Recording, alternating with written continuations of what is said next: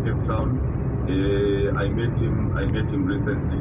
But before I met him, and before I even met both of them, both my mentors, I am someone who did not believe in spiritual fatherhood.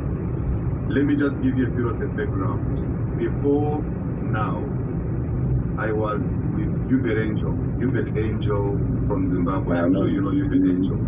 Yeah, the one who's Bushiri's father, yeah. I was with Hubert Angel. I was his son since 2015 up until I was his son since probably 2011, 2012, 13, 14, somewhere there, up until 2017. Then from 2017, I left him. Then I became a son of Alf Lukau. Then from Alf Lukau, I put a pause and I told myself that I do not want anything to do with this whole spiritual fatherhood thing. It is not something that I want to be part of. Until last year, when I met Bishop Siko from Cape Town. He's an old man of very good repute, I suppose, and yeah. So he's been guiding me, in different things. Then I also have Dr. Abel Damina from Nigeria. He's also a mentor as well, someone I talk to get guidance almost on a daily basis, just on how I must go around with ministry and all that. Okay, good.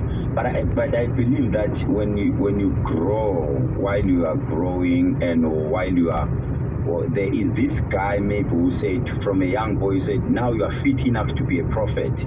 Or I'm much interested in knowing who is that man who said, now you are a prophet. Hello? Who can prophesy all over. We have a problem. Looks like I lost you there. I don't know what happened. Right. I need to know. I need to know who said, maybe who's that. I can hear you clearly. But I can't hear you. Okay, I can hear you. I can hear you clearly. I can hear you. I can hear you. Okay, let me just a second. I'm failing to hear you this side. Just a second. Okay.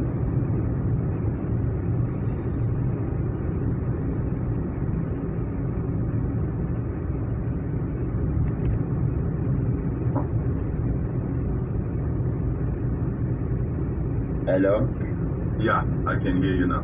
Perfect. Right. I need to know maybe someone from being a young boy who said, now you are fit to be a prophet, or you are fit enough to go and preach the word of God, maybe in South Africa, and when you get there, just do your thing. Who is that man? Maybe from Zimbabwe. That man who said what? Who said you are fit enough to be a prophet? Now I can say you are a prophet. My prophetic journey is actually a very, very long one. I was mentored and I was ordained in Bulawayo. I have a Ghanaian prophet who mentored me in the prophetic. I moved with him for probably maybe 2 years or so, 2 years or more. Being acquainted to him, learning the prophetic, learning how ministry is done and everything. I've got another pastor, Pastor Brian from Mpumalanga in my township. I joined this ministry as a young boy, as an usher. I was an usher in his church. From being an usher, I became an amapiera. From being an amapiera, I became his praise and worship leader. From becoming his praise and worship leader, I became his assistant, someone that he would be sending around as his boy. I used to wash his clothes. I used to iron his shirts, iron his clothes. I used to bathe, shine his shoes, clean up, his bedroom, everything. That is a man that I moved with, Pastor Brian from Bulawayo. So from Pastor Brian, I met another prophet friend. One man whom I don't know how he operates. But whatever that man uses, there are no gimmicks in whatever that he does. I saw power with my own eyes. I saw that is the man that I moved with. I moved with him for some time. He mentored me in the prophetic and all that, up until I started my church in Zimbabwe. Who is that pastor? So his name is Prophet Frank. Is he here in South Africa? No. He's in Ghana. He's in Ghana. Okay, are you a bishop or are you an archbishop or what? Just address me as J. Israel. J. Israel. Yeah, When did you start your own ministry? I started my own ministry when I was 18 years old. 18 years old. Yeah. What made you to shift from Alf Lugao? What made me shift from Alf? Because I believe you said he's your spiritual father. Yeah, he was my spiritual father then.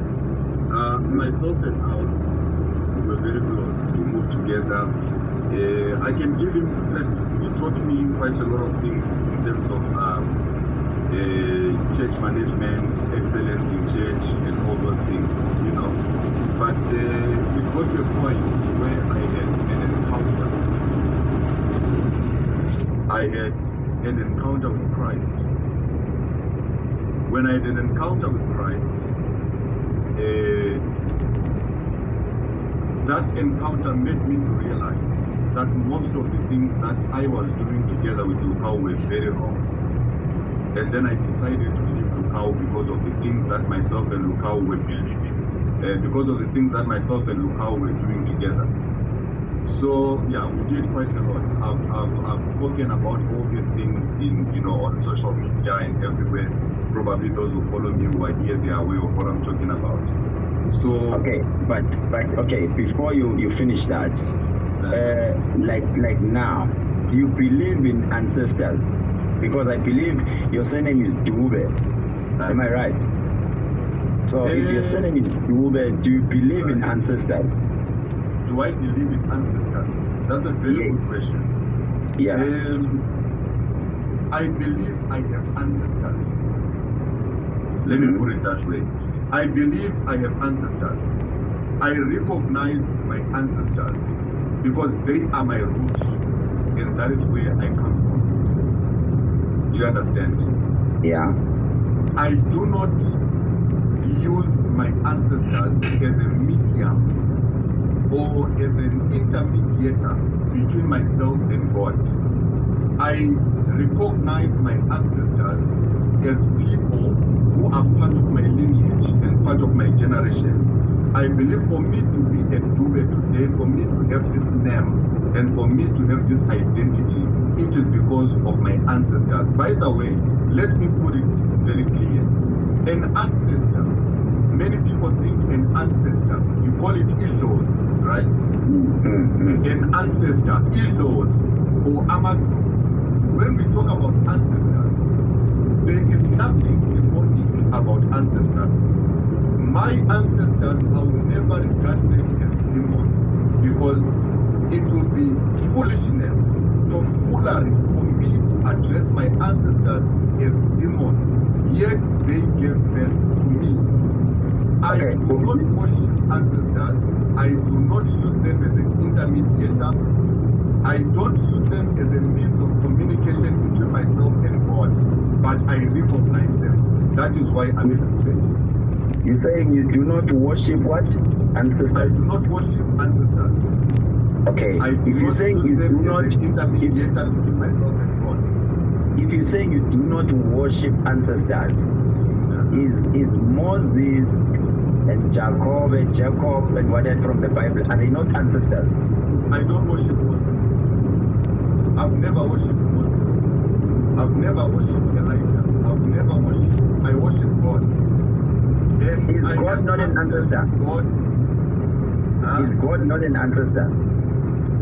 God is not an ancestor. How does God become an ancestor? Okay, explain to me. Maybe I'm lost. Because I believe no one have ever met God.